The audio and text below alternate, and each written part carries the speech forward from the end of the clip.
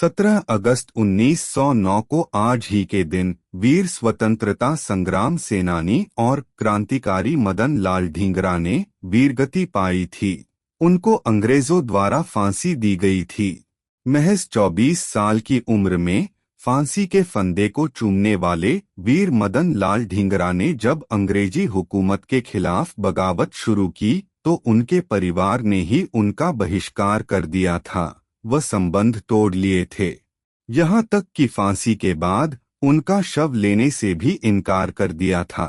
बृहस्पतिवार को ढींगरा की 114वीं पुण्यतिथि पर अमृतसर के गोलबाग इलाके में उनके नाम पर एक स्मारक का उद्घाटन किया गया। 18 सितंबर 1883 को अमृतसर में जन्मे मदन लाल ढींगरा के पिता दित्ता मल ढींगरा पेशे से डॉक्टर थे और अमृतसर में मेडिकल ऑफिसर थे।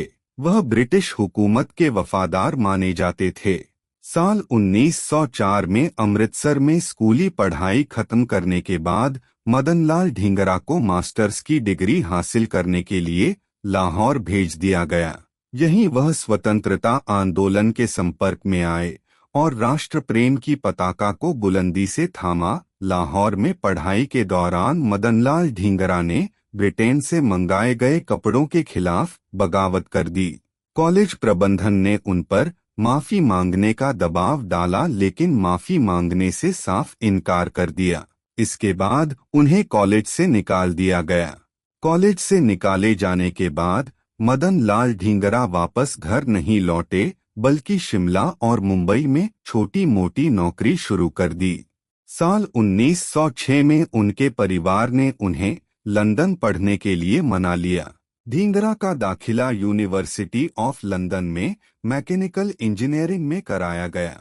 लंदन में पढ़ाई के दौरान ही मदन लाल ढींगरा विनायक दामोदर सावरकर और श्यामजी कृष्ण वर्मा के संपर्क में आए, जो अंग्रेजी हुकूमत के खिलाफ अभियान चला रहे थे। साल भर पहले ही वर्मा ने लंदन में इंडिया हाउस की नींव रखी थी, जो क्रांतिकारियों का गढ़ बन चुका था।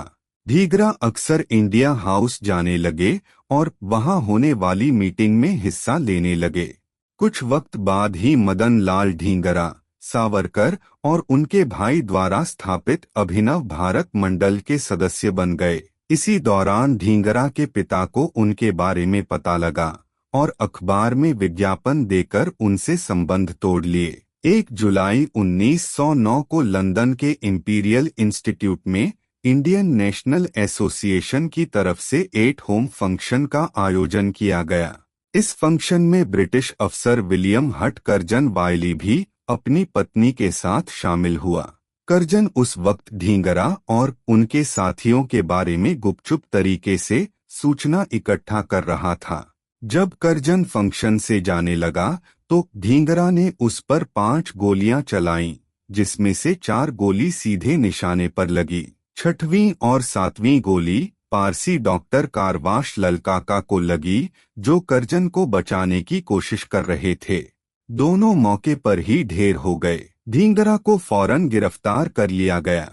करीब 1.5 महीने के अंदर ही मदन लाल ढींगरा को दोषी करार दे दिया गया और 17 अगस्त 1909 को पेंटोविल जेल में उन्हें फांसी दे दी गई। मदन लाल ढींगरा के शव को लंदन में ही दफना दिया गया था। 1976 में ढींगरा के शव के अवशेष को भारत लाया गया और अमृतसर के मल्ल मंडी इलाके में अंतिम संस्कार किया गया। ब्रजदर्पण न्यूज नेटवर्क परिवार वीर सेनानी मदन लाल ढींगरा जी को श्रद्धा सुमन अर्पित करता है।